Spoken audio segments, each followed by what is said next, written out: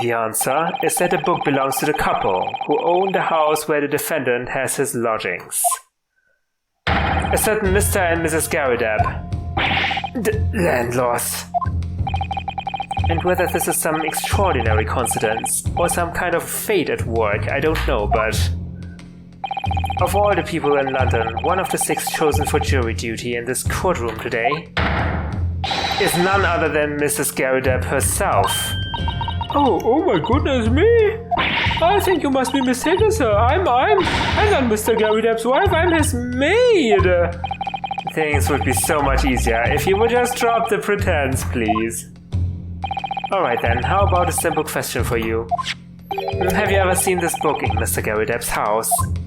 I would never presume to know all of the books he keeps, sir. Objection!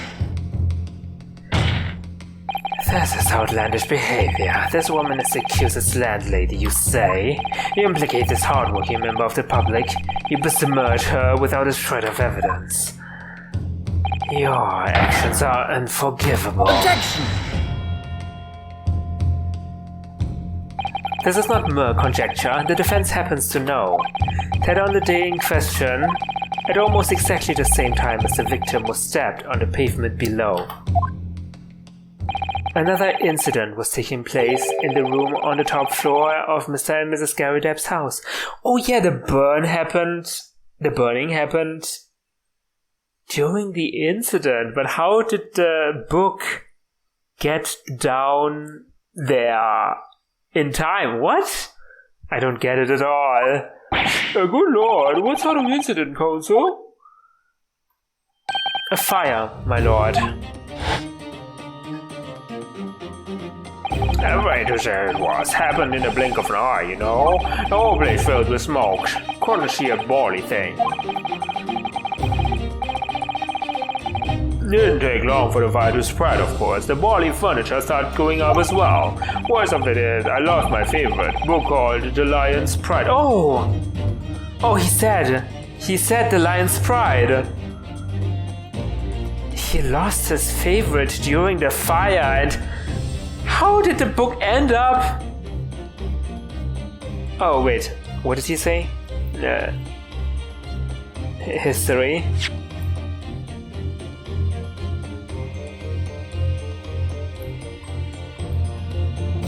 Yeah, he lost the book in the fire, right? I thought he meant the book burnt. But maybe he just couldn't find it. The Lion's Pride. By Jove, that's the very same title that's the subject of this debate. I mean, it could also be just a coincidence of 2 people having the same book. I mean, come on. Oh, dear me! Objection! This is risible. All you've told the court is that a book by the same name was involved in a fire, in which case it would be reasonable to assume that it was burned to ashes. Yeah, that's what I was saying. And entirely unreasonable to infer that it magically removed itself to the scene of the crime. Perhaps it would make more sense if I told you that the cause of the fire was marital discord. Uh-oh, I'm revealing private information about the couple, is that okay? Without going into details, it appears that Mrs. Garrideb was considerably enraged. Apparently, she continued to attack Mr. Garrideb even amid the flames. Oh, how awful! I can't even imagine being so horrid to the one you love! Can you really? Oh my god, yet you treat your husband really cruelly. Absolutely not, sir. My protégé would never raise a finger against me, sir. Okay, whatever you say, whatever. Not all my favorite novels in that case. But as soon as the fire got hold of them, that was it. Whoosh, up in smoke. Then the wife started hurling things at me. There was I, back up against the window, under heavy enemy fire, incendiary books incoming 10 to the dozen. Wait, maybe she threw the book out of the window and onto the incident, where the incident happened? But this is all not a contradiction. I mean, it doesn't change effect in the final analysis, so to say, as Mr. Van Zieks likes to say. The man had his back up against the window and he had burning books thrown at him. Goodness gracious, are you suggesting that a book was thrown through a window and landed coincidentally at the scene of the crime? Objection! Now, a thorough investigation of the surrounding area was conducted the very evening of the incident, and there is no report of the Garrideb's window pane being broken. Maybe it was open. That's quite true. We also saw no sign of broken glass when we visited the Garrideb household. But is it not conceivable that the window was open at a time in, not even remotely? Let us not forget the season and the chilling weather that accompanies it. Oh yeah, she said when you open the window, the tea will freeze, even in the pot. That's crazy. No Londoner would ever leave a window open in the middle of winter. Does the defense postulate this scenario in all seriousness, counsel? Do you earnestly claim that the book found at the scene was a flaming projectile thrown by Mr. Garrideb's wife? I believe it's a possibility, my lord. I mean, even so, what does that change? It doesn't change anything. Does it? That's quite enough. Oh. That's quite enough. Well, I hope that everyone can see you for what you are now, you little foreign trickster. You call yourself a liar, but you're just a coward, a mean coward. Really? The claim is that our little Tiff set the whole neighborhood alight honestly, implying that I'm merely posing as a maid for appearance's sake. How could you? There's nothing to do with this beastly case, not any of it. All you've done is sully our family's name. No, I assure you that was never my intention. And dragging an upstanding citizen's name through the mud simply to divert attention from your failing defense. I should box your ears. That's what I should do. It's utterly unforgivable. Oh my god, what did you do to juror number 5? Too right. Here we go. How long have we sat here now, listening to this Nipponese spouting out his fancy foreign theories? But think about it. At the end of the day, the only person who could possibly have stabbed the victim is that little hunchback with the mustache, and he ran away from the scene too. I do declare you're right. It's true. Yes, what did I tell you? Okay, come on. Sorry, what's that? Well, it would appear that the ladies and gentlemen of the jury are once again in full agreement. What is your position, Lord Van Zieks? Oh, he's not looking too happy. In truth, my lord, I feel these have been unnecessarily protracted proceedings. But then, one must always exercise patience in order to savor the best vintage. No, wait. The mystery of the 4th book still hasn't been... If books are your predilection?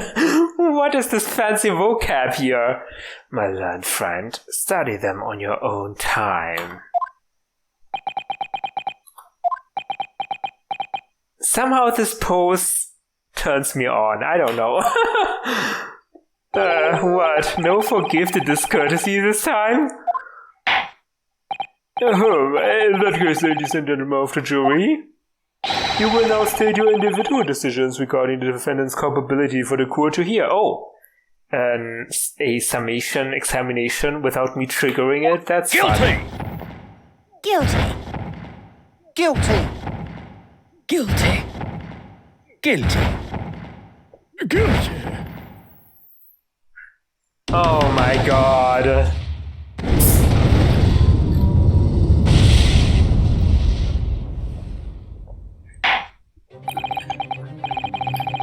Thank you for that unambiguous response. That's twice now, it's over. Mr. Naruhodo, don't give up. Huh? Mr. Sato, have you forgotten? The battle isn't over yet. You're not suggesting... Of course, the defense has the right to another summation examination at this point. You could still convince the jurors to change their minds. You have one more chance. Oh my god. My lord, the defense asks to exercise its right to a summation examination again. You believe you still have tricks up your sleeve. I don't intend to trick anybody. I intend to uncover the truth. This is no time to be downcast. As long as there's a chance, I have to stay strong and determined.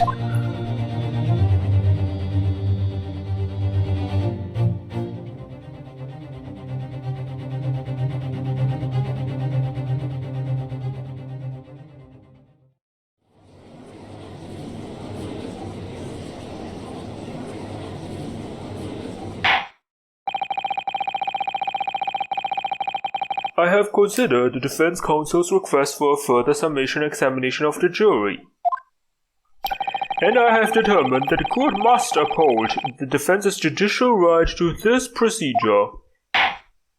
So, counsel, you will now proceed with your second summation examination. I presume the jury is ready, Mr. Foreman? We are, my lord. Very good. In that case, I must ask each of you now to state clearly and concisely for the court the grounds on which you find the defendant guilty of this crime. Okay, let's see. I don't have a good feeling about this. The accused left behind evidence at the scene, didn't he? Those 3 books of his. If there was some novel alternative explanation about how the victim was stabbed, I might reconsider. A novel alternative explanation about how the victim was stabbed, okay? Even if the woman was throwing books, it can't be related to this crime if the window was closed, can it? Dearie me, it was only a little book, hardly life-threatening, even with a direct hit. Alright, I just want to get this over with. If I don't bring home some pay tonight, I'll be in a tiny bit of trouble. Come to think of it, we had a fire at home a while ago. It gave me sneezes. It gave me the sneezes. You also had a fire at your home? What the heck? What is this? And the jury members don't get paid for being here? Yes, considerably more tangible arguments from all members of the jury this time around, it seems. With one notable exception, of course. My learned student friend was unable to find fault in the previous witness testimony. So the court must accept the fact that it was indeed the accused seen fleeing from the scene. And moreover, no one else was even at the scene to commit the crime. Well, if the eyewitnesses are correct, it would seem as if the conclusion is somewhat set in stone. I fail to see how it could be argued any other way. Me neither. That means, I'm afraid, that during the summation examination, it's essential that you establish some other tangible explanation for the facts. But how? What would even constitute a tangible explanation here? Isn't it obvious? Who stabbed the woman and how? Those 2 details are all you need to provide. Simply give us a name and a method by which the attack was conducted. Oh, thank you, Van Zieks, for your help! And I was thinking this might be hard. But, Mr. Naruhodo, you have to do it. Otherwise, this really will be where the trial ends. No pressure then. That's quite enough preamble. Proceed with the summation examination, please. I presume you are prepared, counsel? Yes, my lord. Alright, focus your mind now. 2 slabs! Clearly, the key to the summation examination is going to be juror number 4, the maid, or should I say Mrs. Garridab. We have a book that disappeared from the Garridab's house on the evening of the incident, and a 4th book found in the victim's hand. There must be a way to link the 2. Yes, that's what we have to find. Using every technique I've learned in my short career so far, whatever it takes. Don't forget to keep an eye on Mrs. Garrideb and how she reacts, even to the things other people say. Okay, thanks for the hint, game. Mr. Sato, thank you.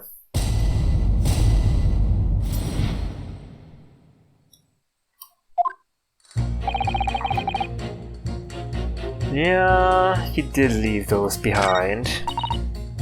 Some novel alternative explanation. Yeah, I need to do that. It can't be related to this crime if the window was closed.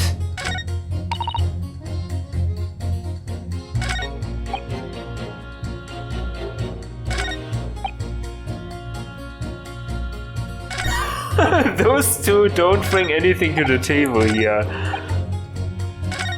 Okay, juror number 4. Hold it! But the little book was on fire at the time, was it not? With the flames of lava, have you know? There's really no such thing as a loving incendiary bomb. Oh. Well, he brought it upon himself. It's playing with fire to betray a fiery love. Isn't it, well? Don't you agree? Well, any kind of betrayal is certainly a bad thing, yes. But I think the argument might have arisen out of your misunderstanding, Mrs. Garrideb. Never you mind that. The point is we were just having a jovial little dispute, nothing more. And I won't have any more of these suggestions that it was anything whatsoever to do with this crime.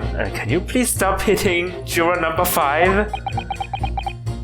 Right, well, we'll see about that. But what about juror number 5? He doesn't seem to be turning a hair at Mrs. Garrideb's relentless onslaughts. It's almost as though he's used to it. What a gentle soul he is. Ah. Okay. Hold it! You just want to get this over with? How can you sit there and say something like that? A man's future is at stake here. Well, Hammond, we both run, like I said before. What? I told you already, I'm a day laborer, aren't I? If I don't bring home some readies with me tonight, you'll find me floating face down in the Thames tomorrow morning. What? You are. I mean, my missus isn't one to mess about, you know. She comes with fear, believe you me. Another shining example of marital bliss, then. A situation I just cropped up the other day. It was, well, and you know, it's funny, but I can't quite remember. Wait, what? Sorry? That was too frightening, that's to say. I must have blocked it out. Helpful. I wonder if Mr. Beat will ever be dragged into the Thames by a scarf. Don't even go there, Mr. Sato. There must be some way to jog his memory about this. Okay. You had a fire too, that's very suspicious. Hold it! Does that have anything to do with your decision about the defendant's culpability in this case? No, what's that? You have to speak up, lad. Could you tell us more about that fire? It was last winter. My grandchildren baked me a lovely cake on my birthday. It had 75 candles on the top. It did. What a sight to behold it was. You put candles on a cake? Was it some kind of devil water? Oh, Ryunosuke, what? Oh, of course not. It was an angel cake to celebrate my birthday, obviously. It seems that's a common custom here in Great Britain, Mr. Naruhodo. Anyway, I must have all my puff to blow them out. Only I must have blown wrong somehow. The flames didn't go out, but candles went flying all over the room. When the furniture caught and everything went up, the whole place filled with smoke. It definitely sounds like devil worship to me. And by the sneezes, I presume you mean a cold. But how did you catch a cold from a fire? What a fiasco it was. The grandchildren, bless them, threw water over me as they tried to put out the flames. And then, because the whole room had filled up with smoke, of course, we had to open all the windows to clear it. The windows? The inviting winter air rushed over me like the devil dancing on my grave. I caught a terrible cold from it. It put me in the hospital for a while. I won't forget that birthday in a hurry. I knew it was devil worship all along. Wait, that's a good point. After the fire, they need to open the windows to let the smoke clear out, right? The Gary depths, I mean. But something about this old man's story is playing on my mind for some reason. We need to demonstrate who, apart from Mr. Natsume, could have attacked the young woman on the street, as well as how he or she could have done it. Yes, but once again the jurors' statements are full of personal prejudice. A lot of them seem convinced they're right, even in the face of logical arguments to the contrary. I think you're going to need to pit them against each other to force them to accept an alternative explanation. Yes. I don't necessarily need to find contradictions between their assertions. Just a connection might do the trick. Alright, I'll see what I can do. If anything stands out, I'll go in for a strike. That's the spirit. Okay, it doesn't need to have to be a contradiction. I see, okay.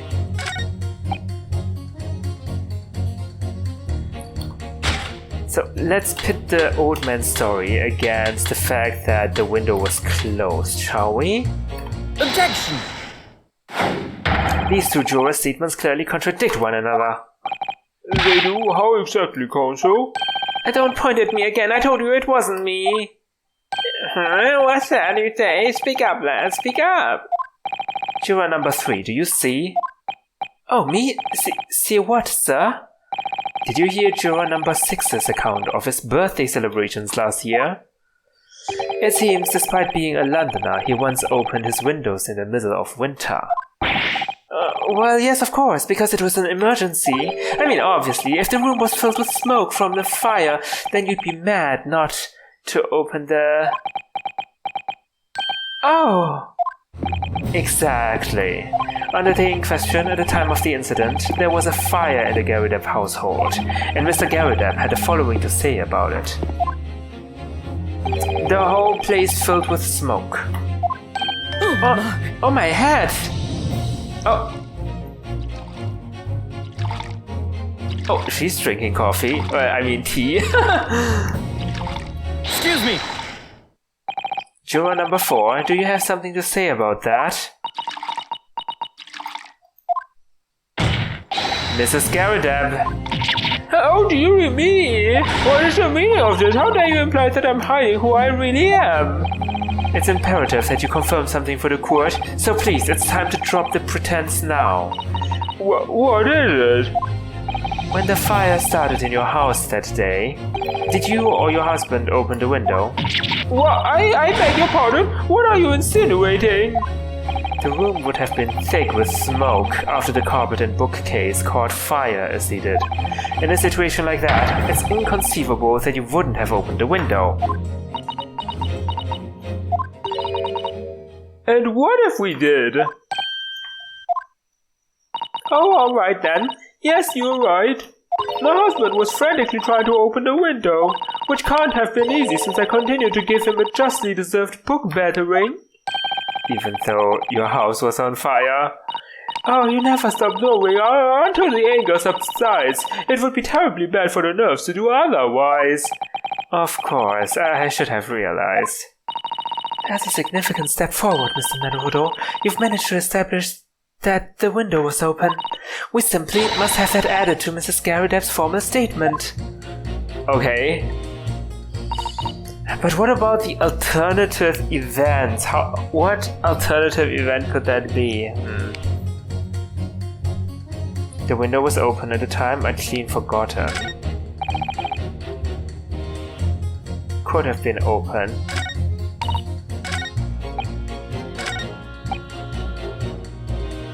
Winter house fires are dire. You have to open windows to clear the smoke. That's when the chill gets to you.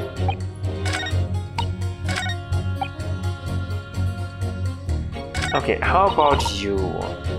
Alternative explanation. Hold it! So, you might be willing to change your decision, you mean? Oh my, such delight on your face, but I'm afraid I shan't be swayed by emotion.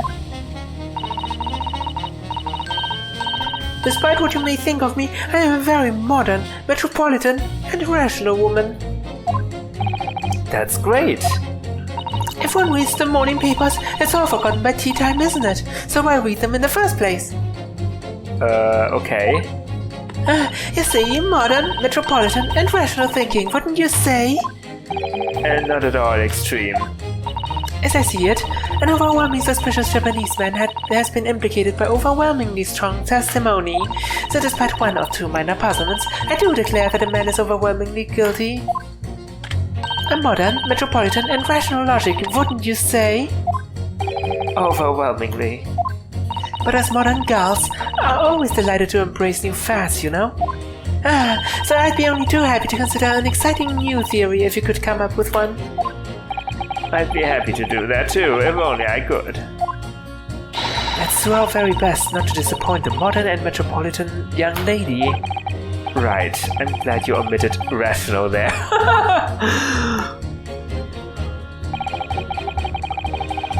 Okay, juror number 1. 3 books he left behind. Hold it! But as we now know, there were 4 books, not 3. Well, what difference does it make? There's every possibility that a 4th book in fact belongs to the defendant's landlord. Yes, that's the part I have a problem with. Sorry?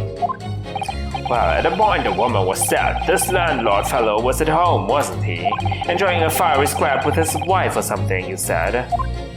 That's not exactly how I put it, no. Well, anyway, the point is, the fellow and his wife were somewhere else when it happened. I think that's what you call a strong alibi. So it couldn't have been the landlord who did it, which only leaves the Nipponese fellow. Honestly, I can't see what all this palaver's about. It's a done deal, isn't it? I suppose it is, since I've nothing witty left to say. Uh-oh, this sounds very bad. What the heck am I gonna do?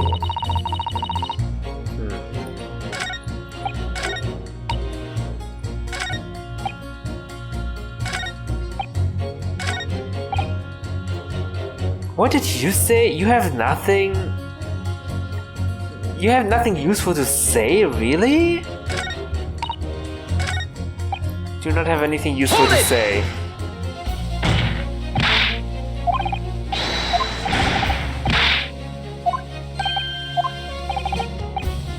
He's a day laborer. He has a terrible wife.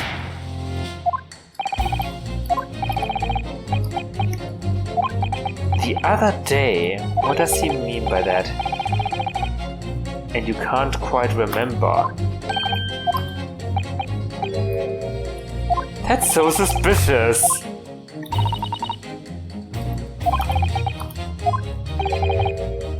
There must be some way to jog his memory about this.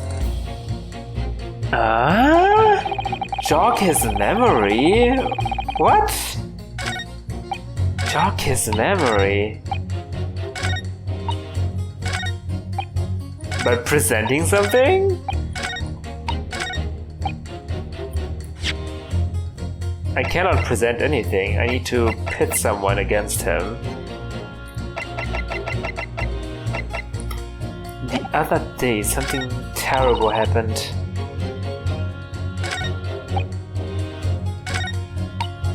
Why don't we press again, since now the window was open? Hold it! The 4th book found at the scene of the crime shows very obvious signs of fire damage. And the title of the book is The Lion's Pride. The same title, in fact, as the book that Master Garridept told us he had been reading. Well, I really couldn't say.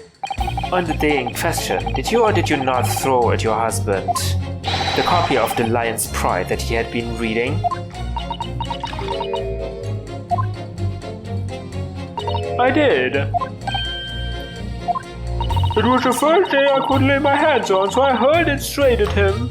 And now you come to mention it, yes. It was rather enjoying reading it, you're right. Why did you not reveal this information to the court from the outset?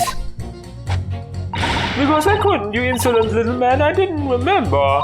At times like that, you pick up and throw whatever you can lay your hands on as well, you know. I really don't. I barely noticed I was throwing a book, much less the title of it. Are you okay? Excuse me. What is it, juror number 5? You're not happy? I remember what it was. The memory had blocked out. Ah.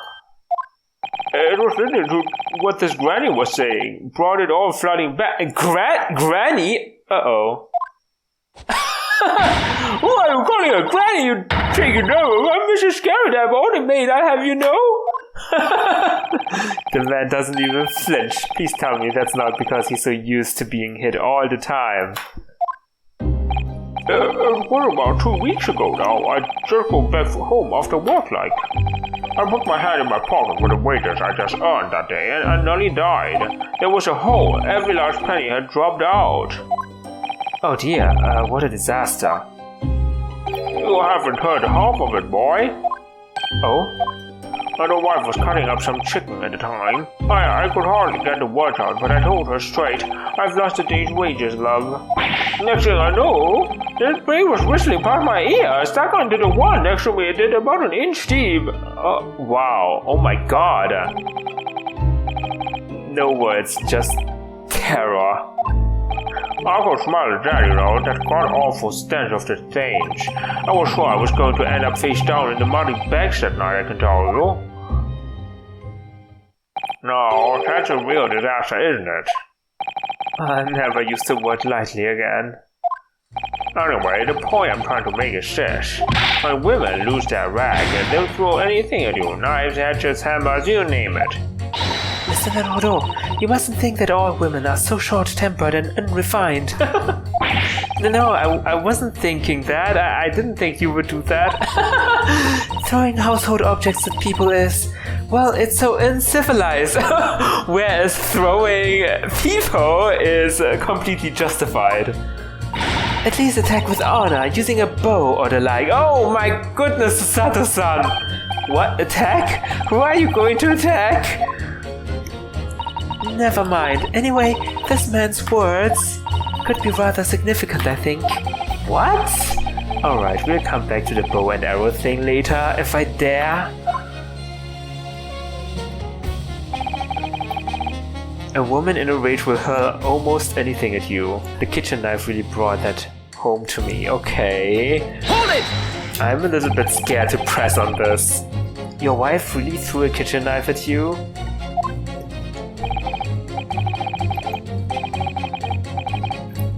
That's right, she was chopping me with a how tidy out on it, believe me. So, it all memories, isn't it? It started with that smile she threw me when we were courting. And since then, the list of things she's thrown me has grown along with our relationship. There was a cup, and then a glass, then a pot, a kettle, a chair, a wardrobe, a cooker, a bathtub. Your wife must be even beefier than you. Now things came to a head last week when she threw me right into the sink. What? Still, she's not so bad when she's calmed down. She's a little sweetheart, really. I'm so happy for you. If you want to know what I think this whole idea of ladies first and we're so obsessed with in this country was thought up by some clever lads who'd been tossed into the Thames a few too many times by their wives. That's a very interesting theory. What a terrible thought. On the face of it, this juror's statement just sounds like a really extreme anecdote. But I think it might turn out to be an extremely powerful weapon. A weapon I might be able to use to make the jurors accept an alternative explanation here.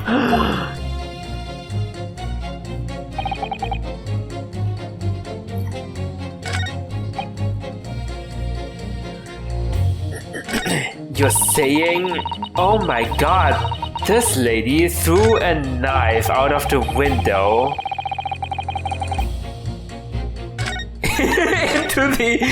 into the victim? What? This is so ridiculous, I love it.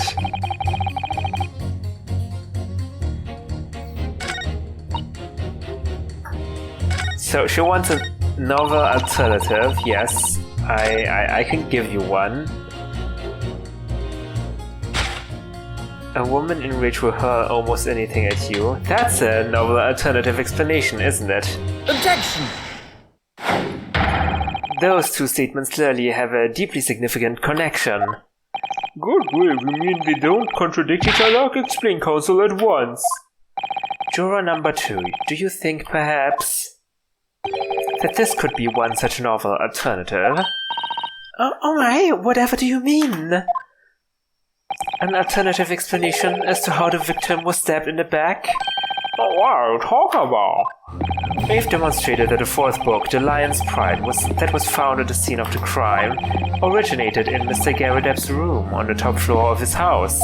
Therefore, it's equally possible that some other object besides the book could have found its way from the Garrideb household onto the street below. What's that now? After all, Mrs. Garrideb could have thrown any number of different objects at her husband. Isn't that right, juror number 4? What are you insinuating now, you little beanpole? I'm beginning to think that ever since the true origins of this book came to light, perhaps she's had a feeling this might be what happened. Now you listen here, you English gala. As the foreman of this jury, I demand a straight answer. You give us this yarn about some other object making its way out of the house, but what? What is it? I'm really taking a big gamble here. That was a bold accusation to make, but I haven't any real evidence to back it up. But I'm certain that at the very least, this warrants further investigation. Alright, Mr. Foreman, I'll try to explain the defense's theory. The other object that found its way from the Garrideb household to the scene of the crime was this knife. But we don't have actual proof that this belongs to the Garrideb household. The only thing that's particular about this knife is the missing tip here. Take that! Juror number 4, Mrs. Garrideb. What now? I must apologize in advance for this. But I need you to confirm something else for the court. This knife. Have you ever seen this knife before? Good Lord Counsel, what on earth are you doing? That's the weapon that was lodged into the victim's bag, man. My lord, remember that when the victim was attacked, Mr. and Mrs. Garrideb were in the throes of an argument. Mrs. Garrideb was hurling anything she could at her husband, who had been backed up against the window. A window that had been opened to clear the smoke, and through which a book sailed to land at the crime scene. You can't seriously believe that book was found in the victim's grasp. Are you saying that it flew out of the window and across the street to land neatly in her hand? If my missus hadn't got an aim like that. Yes, I admit, there are many details we don't yet understand, but that's the point. That's precisely why we must not allow this trial to end, not right now. Oh my. Mrs. Garrideb, your answer, please. Have you seen this knife before or not?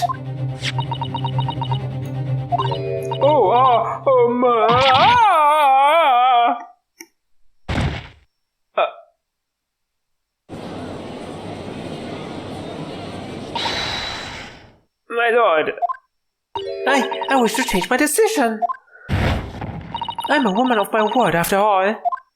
Thank you, madam. Yes, I agree. I certainly didn't see this coming, but I just don't think it would be right for this trial to come to an end now with so many unanswered questions. Mr. Foreman.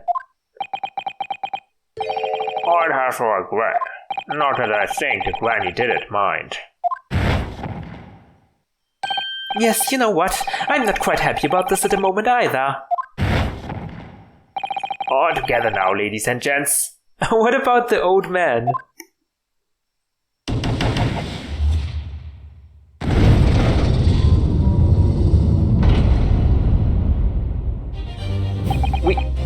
We did it. Oh, congratulations, Mr. Naruhodo. So, as a result of the defense's submission examination, a number of jurors' leanings have changed.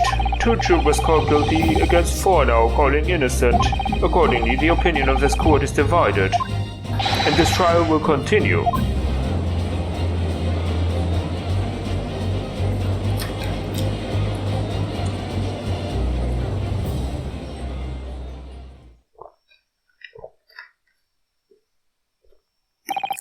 Now then, Lord Ryunosuke, how does the prosecution wish to proceed? Uh-oh, he's gonna smash it. I know it. This trial is rapidly descending into a farce.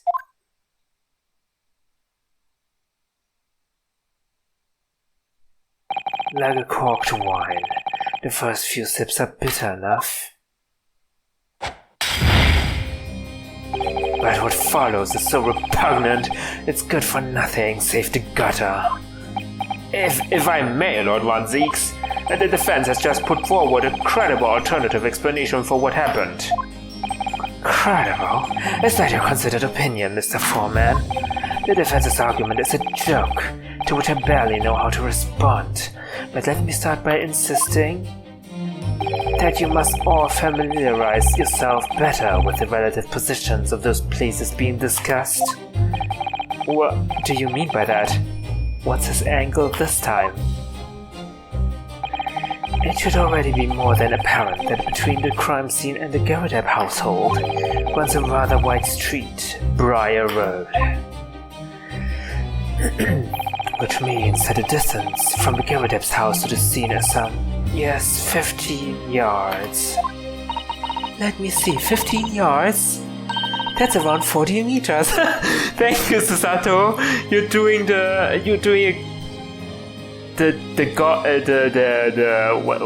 how do you say it? You're doing a great work for all the Europeans here. 14 meters. 14 meters? That's a little farther than I'd imagined.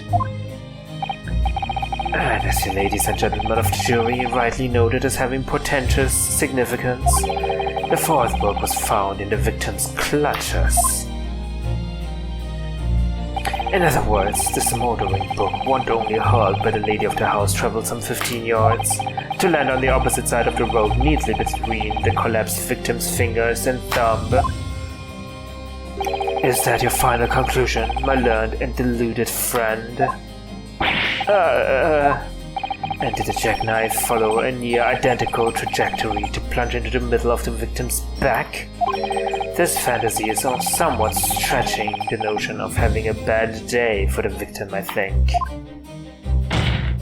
Even those pathetic serialized detective stories have more believable plots. I have to agree with that.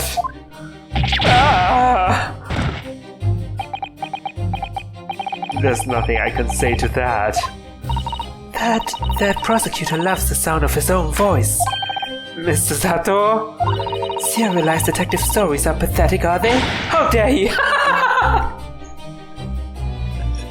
So that's what you have a problem with? Maybe let's pick our battles here. My lord, might I be allowed to speak? As judicial assistant, you may speak for the defense, yes, go ahead. The prosecution may consider the idea a fantasy, but what the defense has postulated was believable enough to persuade the jury to change its leaning. And as such, the court has a duty to explore this alternative explanation as thoroughly as possible. To that end, Juror number 4, Mrs. Joanne Garrideb, must be called to testify and submit to cross-examination.